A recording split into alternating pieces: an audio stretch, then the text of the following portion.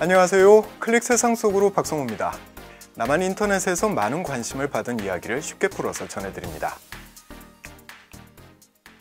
요즘 젊은 세대들 보면은요, 굳이 자동차 구입하지 않고 필요할 때마다 빌려서 쓰는 사람들이 많아지고 있습니다. 비싼 돈을 들여서 차를 구입하지 않아도 필요할 때 얼마든지 차를 빌려서 쓸 수 있기 때문인데요. 함께 쓴다 또는 공유한다 라는 뜻의 영어 단어죠. 쉐어링. 요즘 남쪽 인터넷에서 이 말 자주 볼 수 있습니다. 한국말로는 공유 경제라고도 하는데요. 남한 사회에서 뿌리 내리고 있는 공유 문화에 대해서 짚어보겠습니다. 한국자동차산업협회가 발표한 2017 상반기 승용차 신규 등록 통계입니다.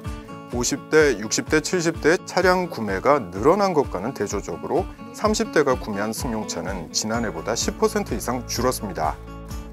남한에서는 보통 30대 취업을 하고 결혼하면서 자동차를 구매하는 경우가 많았는데, 이렇게 사정이 달라진 이유 중에 한 가지는 카쉐어링, 그러니까 차량 공유가 활성화됐기 때문입니다. 그렇다면 차는 어떻게 공유하는 것일까요? 의외로 간단합니다. 관련 업체의 스마트폰 앱을 열고 자신과 가장 가까운 곳에 있는 차량을 찾아서 선택합니다. 이용하고 싶은 시간만큼 비용을 지불하면 언제든지 또 얼마든지 내 것처럼 자동차를 빌려 쓸 수 있는 거죠.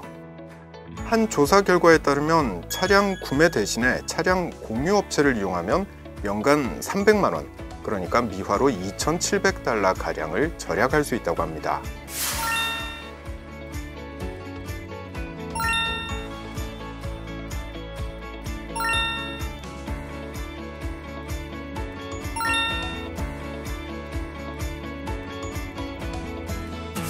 자동차 외에도 공유하는 이동수단은 또 있는데요. 바로 자전거입니다.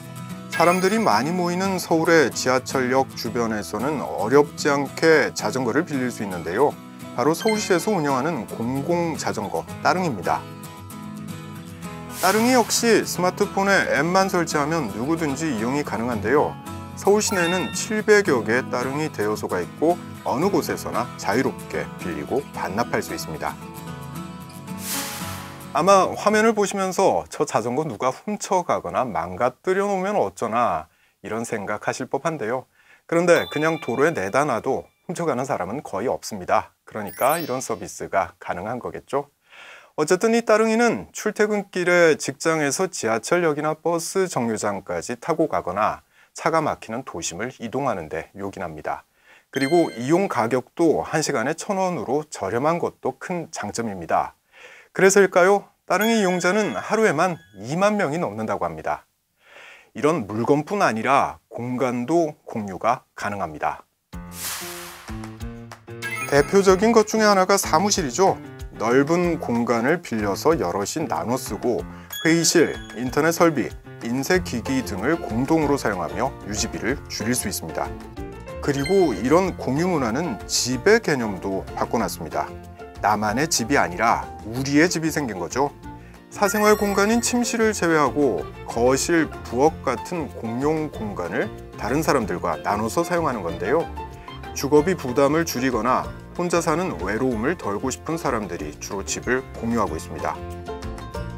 또 사람들이 집을 공유하면서 단순히 공간을 공동으로 사용하는 것을 넘어서 함께 요리하고 식사하는 새로운 형태의 가족으로 거듭나기도 하죠. 남한의 공유주택이 등장한 게 불과 2, 3년 전인데요. 3년 새 7배 가까이 성장했습니다. 그만큼 장점이 많다는 뜻이겠죠.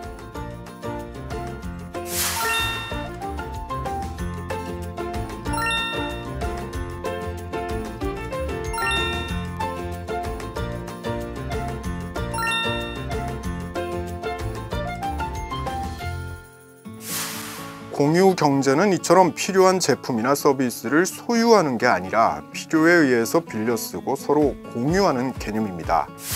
공유 경제의 가장 큰 장점은 비용을 낮출 수 있다는 거죠. 쓰지 않는 물건을 활용하기 때문인데요. 예를 들어서 자동차를 소유한 사람이 자신이 사용하지 않을 때 누구든 필요한 사람이 쓸 수 있게 해주면은 어차피 쓰지 않을 것이었기 때문에 싼 값에 빌려줄 수 있는 거죠. 공유 경제는 소유가 곧 재산이라는 자본주의 사회의 경제 개념과는 차이가 나는데요. 그럼에도 이미 미국 등 서구 사회에서는 여러 가지 방식으로 적용되고 있습니다. 대표적인 사례는 에어비앤비죠. 빈 방이나 집을 여행자들이 빌려 쓸 수 있도록 중개해주는 서비스인데요. 에어비앤비의 대표는 어느 신문과의 인터뷰에서 모든 사람이 전동 드릴, 그러니까 구멍 뚫는 공구를 소유할 필요가 있는가? 라고 물었습니다. 이미 미국에는 사람들이 구매한 전동 드릴이 8천만 개나 있고 평균 사용 시간은 개당 13분밖에 되지 않으니 빌려 쓰는 게 합리적인 소비라는 거죠. 바로 이런 인식의 전환이 에어비앤비가 탄생한 배경이라는 얘기였는데요.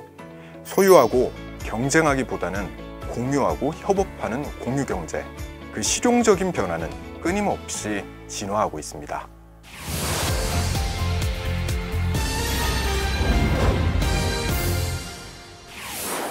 2000년 초반 남한의 인터넷에서는 스위스 알프스산 정상에 있는 한 매점에서 판매되는 남한산 라면 사진이 화제가 된 적이 있습니다. 내가 한국에서 자주 먹는 저 음식이 여기서도 팔리고 있다니 외국 사람들도 라면을 잘 먹나? 이런 생각에 신기했던 거죠. 그런데 이젠 더한 일들도 많습니다. 2017년 지금 남한 인터넷에선 해외를 사로잡은 한국 과자와 음료에 대한 기사가 화제가 되고 있습니다. 지구 반대편의 나라 브라질에서는 남한의 아이스크림인 메로나의 인기가 뜨겁습니다. 열대과일인 메론맛 아이스크림 메로나는 2002년에 처음 브라질에 수출됐는데요. 초코 아이스크림이 대세였던 브라질에서 과일맛 메로나가 현지인들의 입맛을 단숨에 사로잡은 겁니다. 브라질 최대 도시인 상파울루 거리에는 메로나를 판매하는 전문점이 따로 있을 정도로 인기가 높습니다. 이런 인기를 반영하듯 메로나를 후식으로 제공하는 식당들도 늘었다고 하는데요. 개당 가격은 2달러 내외로 브라질에서는 한 끼 식사값에 해당되지만 수입 아이스크림 중에서 판매 1위를 차지하고 있습니다. 메로나가 브라질에서 국민 아이스크림 반열에 오르면서 해당 기업은 한국에는 없는 바나나, 딸기, 망고 맛까지 추가로 출시했는데요. 이 전략은 주요했고 메로나의 인기는 고공행진을 이어가고 있습니다. 이번엔 러시아로 가보죠. 러시아의 인기 식품 중에 하나는 도시락입니다.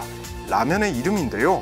벤또 또는 밥곽이라는 의미의 도시락 라면은 정말 밥곽 마냥 네모난 용기에 들어있습니다.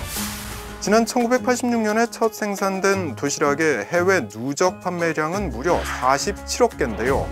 그 중에 45억 개가 러시아와 인근 독립국가연합에서 팔렸을 정도로 도시락은 러시아에선 말 그대로 국민 라면입니다. 도시락의 인기 비결은 현지화 전략입니다. 라면 국물에 마요네즈를 풀어먹는 러시아 사람들의 입맛을 고려해서 마요네즈를 따로 넣어주기도 하고요. 또 좀 덜 매운 라면을 만들어서 연매출 2억 달러를 올리고 있습니다. 러시아를 사로잡은 한국 식품은 또 있습니다. 전체 캔커피 시장의 90%를 차지하고 있는 레스비입니다. 캔커피보다는 커피 믹스를 주로 먹던 러시아 사람들의 입맛을 돌린 계기는 따뜻하게 보관할 수 있는 온장고를 판매점에 보급하면서부터입니다. 추운 러시아에 따뜻한 캔커피를 제공해서 세계적인 커피 회사들이 철수를 결정했던 러시아 시장을 차지할 수 있었던 거죠.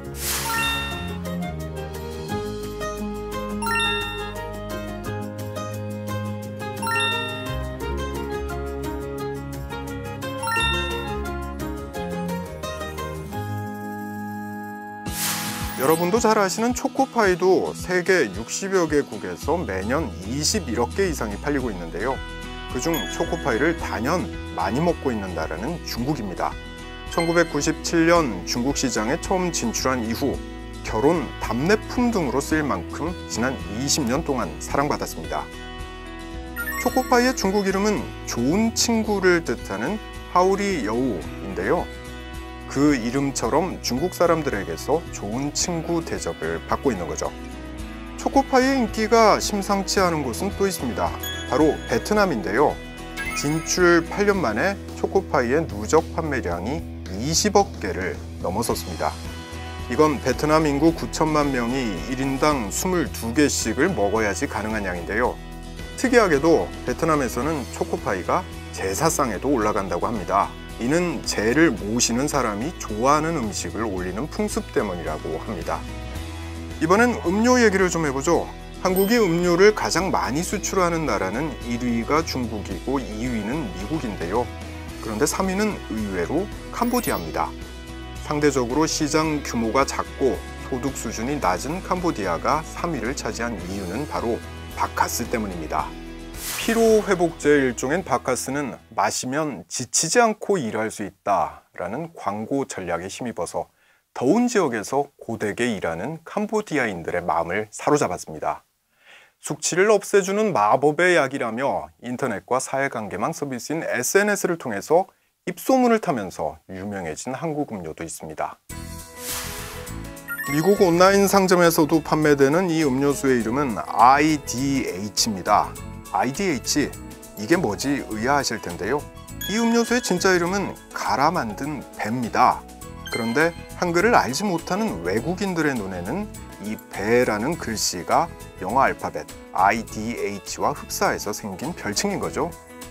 해당 음료는 한 잡지에 소개되기도 했는데요.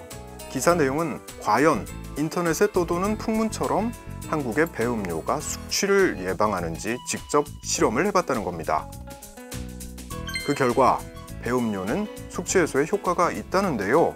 실험에 참가했던 전문가는 배의 알코올 흡수를 억제하고 소화를 빠르게 돕는 효소가 있기 때문에 숙취 해소에 효과가 있는 것 같다라고 설명하기도 했습니다.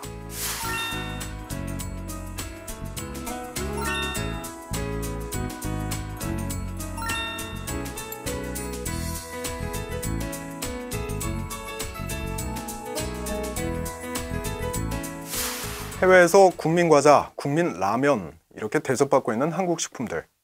이들 제품의 공통점은 현지인 입맛에 맞는 새로운 전략을 세우고 그 전략에 따른 새로운 도전을 하고 있다는 겁니다. 전 세계 16개국에서 판매되고 있는 메로나는 최근 메로나 색을 활용한 운동화, 그 모양 그대로의 칫솔과 수세미 등 생활용품으로도 변신했는데요. 메로나를 좋아하는 브라질에서 이 칫솔과 수세미에 대한 반응은 어떨지 궁금해집니다. 지금까지 박성호였습니다. 다음 시간에 다시 뵙겠습니다.